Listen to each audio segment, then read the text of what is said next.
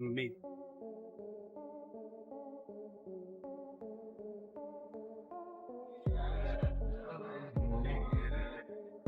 Final countdown. This is where it gets fun. This is where I come alive.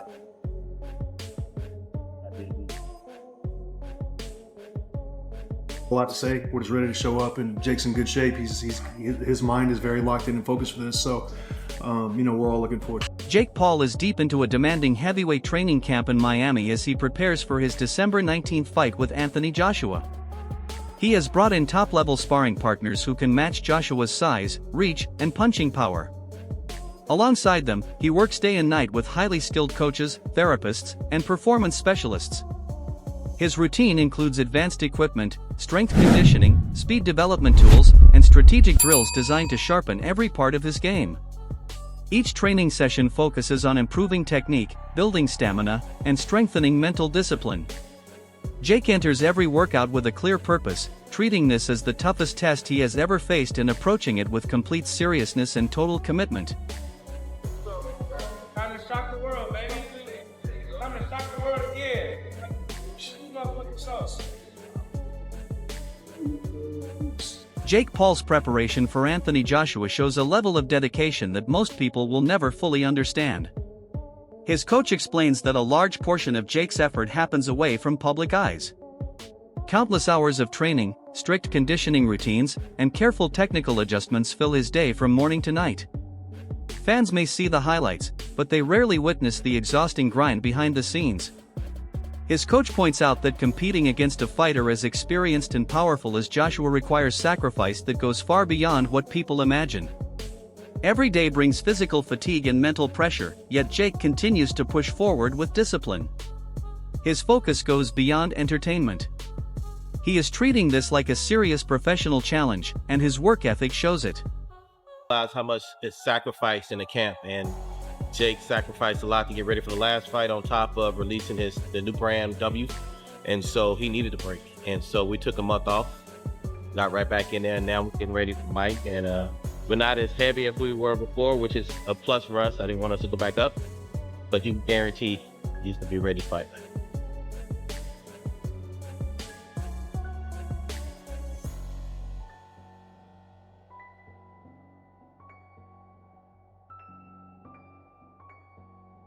I think in the last 6 weeks, you've seen Jake slowly tighten himself up and get himself prepared, and he's really locked in now.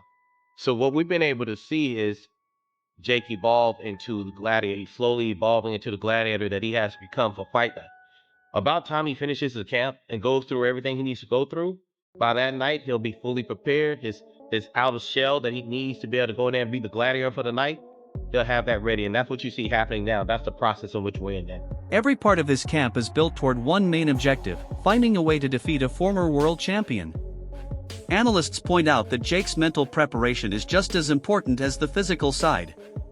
He spends time imagining possible situations, studying how challenges might unfold, and shaping his sessions to boost confidence while correcting flaws. This mental training helps him stay calm during high-pressure moments and allows him to carry out his game plan without hesitation. Over his past fights, Jake has grown noticeably in emotional control and strategic thinking. Observers say this development proves he is becoming more than a former social media star trying to box. He is beginning to approach the sport with the mindset of a real competitor who understands the seriousness of what he is walking into. Built for this. Enjoy the process, enjoy the moment. When it's over, I'm gonna be missing these moments. 145. Sparring partners are a major part of Jake Paul's camp. People inside his team say he constantly challenges himself against skilled boxers and has even beaten some convincingly in sparring, sending them home with a clear message about his determination and progress. But this training camp is different.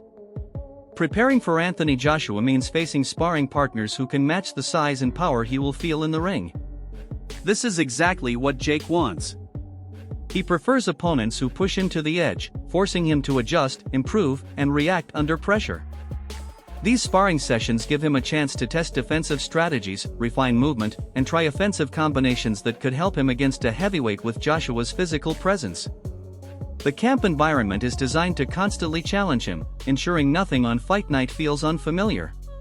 Jake Paul, when that was, how much sparring you did with him. So training with Jake Paul, I got to understand how he was as a fighter. He was new into the boxing.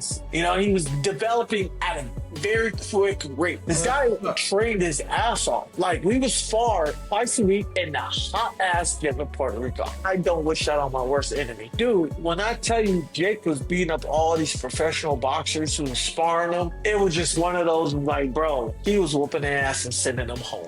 That same night, he told everybody bluntly, I'm sending you, and home. Only person saying he's this guy, Anthony. And he was like, the reason why, because this motherfucker's coming here and giving me work that I need.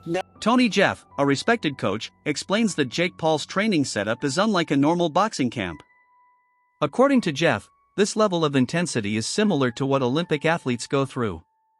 Jake uses high-tech machines, advanced conditioning methods, and personal coaching tailored to every detail of his performance. The goal is to improve all areas at once, not just strength, but also speed, endurance, timing, and technical skill. This complete approach helps Jake adapt quickly when facing new situations in the ring, giving him an advantage early in the fight. Jeff says that while many traditional camps focus on one area heavily, Jake's camp covers everything with equal attention.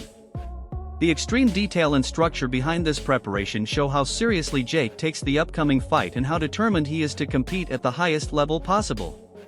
For explosive power, slamming that ball against the wall and rotating, just like you'd be throwing a hook. You see there, he's caught it, he's pulled it back, turning into it, boom.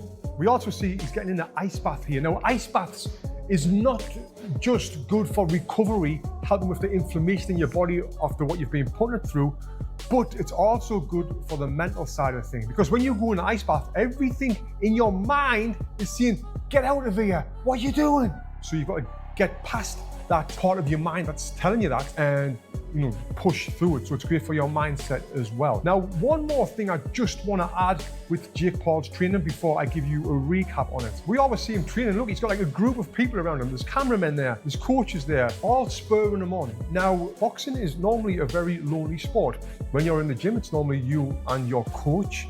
Unless you're dealing with a group of people, it's harder for you to get the one-on-one attention that you need. So when you're fighting as a pro, when I was fighting as a pro, it was often just me and my coach. Sometimes there will be another guy in there as well. Sometimes my dad would come, which really helped push me through the session. But when my friends did ever come, maybe one session here and there, that spurred me on even more to get the most out of us. As we see here, he's got people around him all the time. Cameramen, coaches, friends, strength and conditioning coaches, his boxing coach, and he's just his full team around him who's getting paid. What that does is help the fighter, in this case Jake, get more out of the sessions rather than being there by himself, which I think is great. When I was training for the Olympics, we had that sort of support around us and it was amazing. But when I turned pro, that went out the window because you've got to pay for that support. So now my final thoughts on Jake Paul's boxing training. There isn't anything I can pull apart here. Dan Rafael, a longtime boxing analyst, points out that Jake Paul has made noticeable improvements since his fight with Tommy Fury. Rafael mentions better technique, stronger stamina, and a deeper understanding of ring tactics. But he also reminds fans that despite these improvements, facing Joshua is an entirely different level of challenge. Jake has shown he can learn and grow, but this fight will test whether he can apply everything under real pressure. Rafael highlights the balance between remaining confident and staying grounded. He believes that Jake is progressing, but defeating a former unified champion requires near-perfect execution. The host of the Wade Concept also warns that Jake must avoid slipping into overconfidence. Believing in yourself is important, but ignoring the dangers of Joshua's power and experience can be risky. The host stresses that self-belief must be supported by honest preparation. Anything less than full awareness of the dangers could lead to trouble once the bell rings. As well, but he's actively like, yes, I am going to knock out AJ. And in any other timeline, we'd all point and laugh, and some people still are pointing and laughing, but I'm just sitting here going, what has he seen that makes him believe that? Not only of what's happened to AJ, sure, he's been knocked out by Daniel Dubois, another 240-pound champion of the world. But what is he seeing in himself that makes him think he's going to knock out AJ when he hasn't knocked out anyone since Mike Perry? And Mike Perry, as we know, is not a high-level boxer. He hasn't knocked out a high-level boxer. He could hurt Julio Cesar Chavez, but Chavez knew to cover up and not engage. Maybe he thinks AJ will engage with him, and AJ does do some bad things in the pocket. Again, we'll save it for another video, but the only thing I can think of, and I said it at the beginning of this video, is Jake is absolutely delusional, and he's convinced himself of what's going to happen based on very outlying data, right? The Daniel Dubois knockout, how he struggled with Usyk. Hey, who are you fighting, when, and why? I'm fighting Anthony Joshua because I'm fucking him. What? I'm fighting Anthony Joshua because I'm him. Holy shit! Just let me take a second. Is this motherfucker out of Dude, his it's mind? light work. Light work. Well, at least my good old friend Tyson Fury believes that I can win. If Jake Paul fights Anthony Joshua, I'm putting £1 million on Jake Paul. I want some free money. Smart man, Tyson. I need to see a bet slip, Tyson. I know you got it like that these days. $1 million's like a, you know, like a slight 10,000 to the rest of us, but or maybe 1,000 after those couple of title fights with Alexander Usyk. But I need to see the bet slip. I saw the line when, and this is kind of crazy, I saw the line when the fight first got made, and we put it in the video. Jake was plus 800 to win. Jake has now moved to plus 650 to win. That's outright. I don't know by knockout, I'm not sure, but plus 800 was already like, okay, that's, you know, that's a big underdog. And Joshua was like minus 1,500, but now Joshua's at minus 1,250 and Jake's at plus 650. This line is closing, and I'm wondering why. What are people seeing? Make no mistake, this is the biggest fight of my career. I'm walking into the lion's den. I'm doing something that no one else has ever done before. I, Jake Joseph Paul, will knock out, defeat, and embarrass Anthony Joshua Friday, December 19th, live on Netflix. My voice cracked, I'm still going through puberty. The biggest fight of 2025, USA versus UK. He's got the belts, the size, the history, but I have the balls. Be careful what you wish for. Jake versus Joshua, Judgment Day. He has a 90% knockout ratio, but I have a 100% chance of drinking this Celsius. Okay, there we go. Ads only.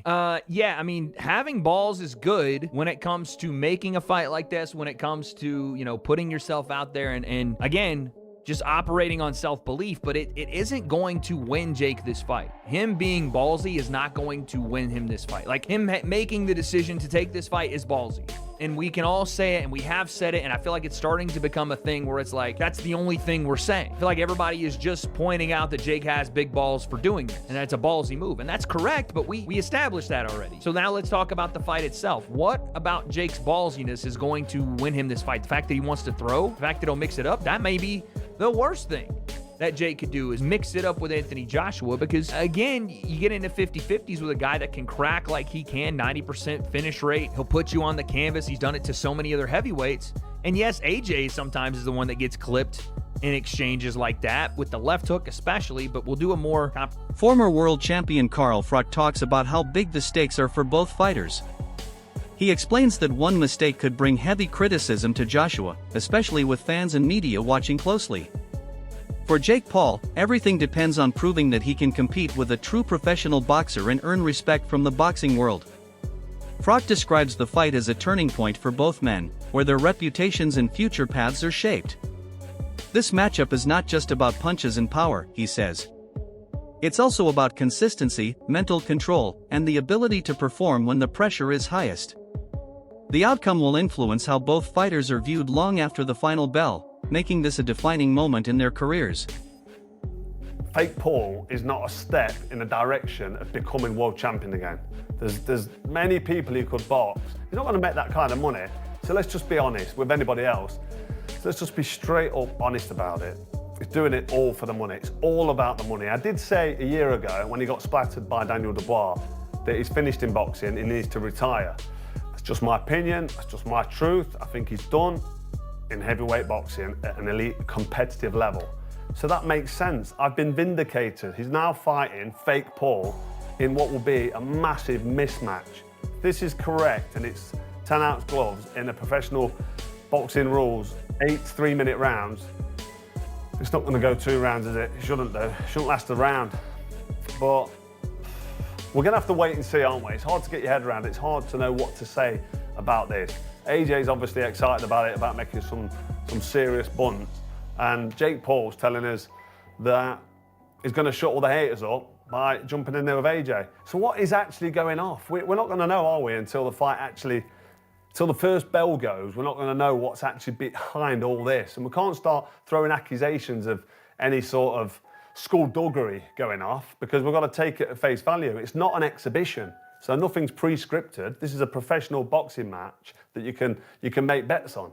So it's got to be a real fight. And if AJ goes in there with them little 10-ounce gloves on and throws the Ngannou 1-2 down the middle, I'm talking about the one that rendered Ngannou unconscious and almost snapped his leg. And Ngannou's a decent fighter in the cage. You know, he's a good MMA fighter, and you saw him, he took Tyson Fury, what did he take him, 8, 9, was it 10 rounds? Can't remember how long it was, but he took him the distance and lost a close decision. So he's quite capable, but AJ's a big punching heavyweight. And Boxing analyst Joey Knight explains that Jake Paul's decision to fight Anthony Joshua is not based only on competition, it also makes business sense. Jake understands that big fights attract major attention and generate massive financial rewards. Facing a name as famous as Joshua guarantees global media coverage, large audiences, and strong business returns. Knight says this move shows how Jake blends sports with strategy. In modern boxing, success depends not only on talent but also on smart choices about opponents, timing, and publicity. Jake's choice reflects an understanding of how to grow both his athletic career and his influence in the sports world. Maybe not as much as the Anthony Joshua fight, but a lot of cash, and can still have a serious chance of going on to earn even more paydays. Whereas the damage that it could do to his body could be irreversible for that opportunity to earn money in a boxing career going forward. So is this the retirement bag, or do you actually think you can win? Because I read a study recently, and I believe it said something along the lines of men overemphasize or overcalculate their ability to fight by about 500 times. And I'm saying Jake Paul would probably need to be 500 times better to stand a chance against Anthony Joshua. And I can't get how he doesn't already know this. Surely he has sparred with heavyweights. Surely the recent sparring that he had with the likes of Shakur Stevenson and with the likes of Ray Ford, amongst others, Badu Jack,